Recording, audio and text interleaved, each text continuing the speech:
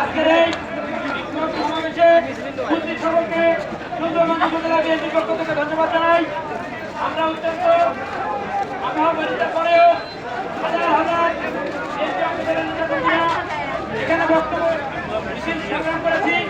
দেশ নায়ক তারেক রহমানের উপর যে অশ্লীল ভাষা ব্যক্ত করেছেন তার তীব্র প্রতিবাদ জানাই। এবার কথা বলবেন সুন্দরগঞ্জ উপজেলা দলের আহ্বায়ক রাজিয়া।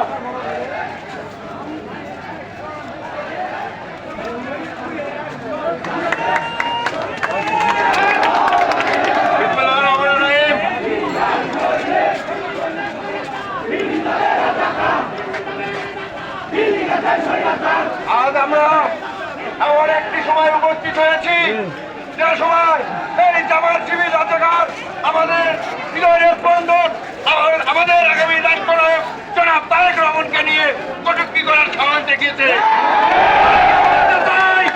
আপনারা সাবধান হয়ে যান, এই বাংলার জমিন থেকে জামাত শিবিরকে উৎখাত করে দেওয়া হবে। তারেক রহমান আমাদের হৃদয়ের স্থান, তারেক রহমান আমাদের অভিভাবক। আমাদের অভিভাবককে নিয়ে কেউ কোনো কটূক্তি করলে তার ডাকবাংলা জবাব দেওয়া হবে ইনশাআল্লাহ। ছাত্রদল একাই জনস্বার্থে আমার শিবিরকে রুখে দেওয়া আগামীতে